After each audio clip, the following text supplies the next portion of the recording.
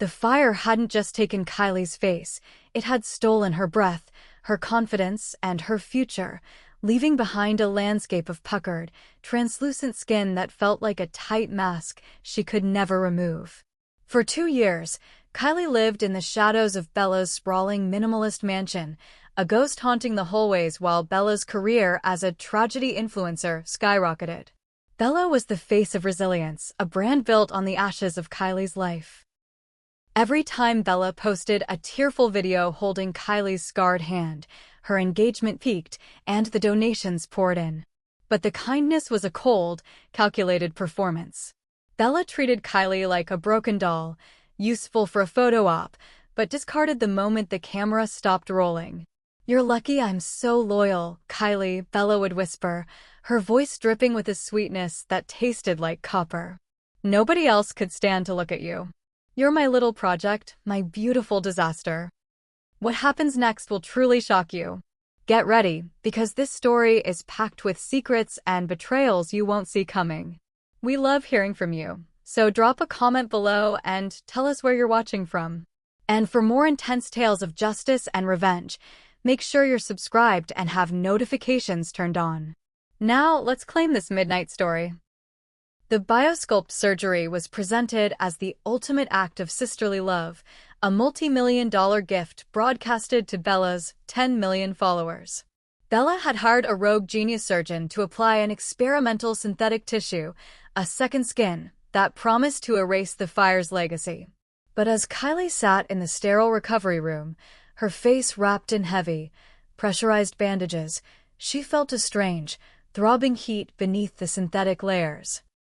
One night, fueled by a restless, gnawing suspicion, Kylie crawled out of bed and found Bella's old, discarded phone in the bottom of a vanity drawer. It wasn't locked. What she found inside was a digital trail of malice that made the fire seem like a mercy.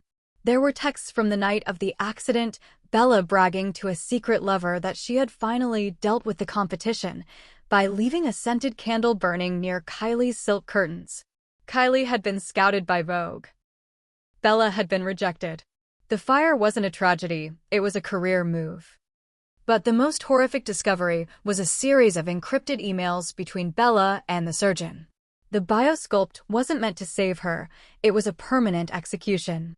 The synthetic tissue was UV-reactive type B, a material that looked flawless in natural light but was designed to undergo a rapid, exothermic breakdown when exposed to specific ultraviolet frequencies.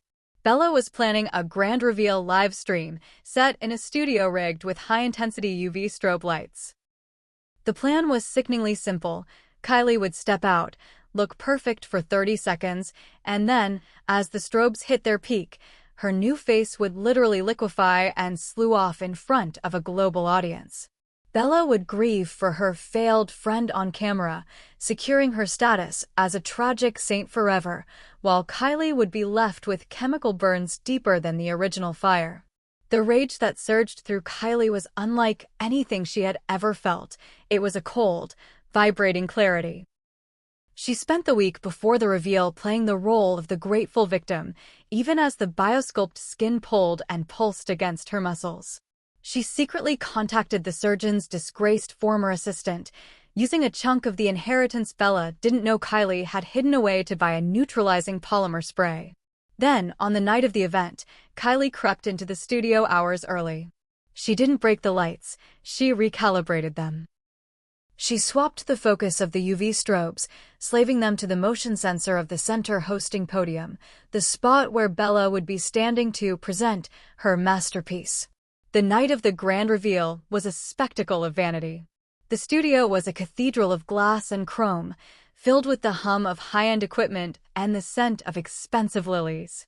Bella stood at the podium, draped in a gown made of liquid silver, her own face a masterpiece of fillers and Botox. "Tonight, we celebrate the triumph of beauty over pain," Bella told the camera. Her eyes wide and wet with staged emotion. "I have given my best friend her life back. Kylie, come into the light." Kylie stepped out from behind the velvet curtain, her new face looking ethereal, doll-like, and impossibly smooth. The live viewer count spiraled into the millions. The biosculpt held firm, shielded by the neutralizing spray Kylie had applied just minutes before. "She's beautiful, isn't she?" Bella cried, stepping closer to the camera, basking in the glow of the spotlights.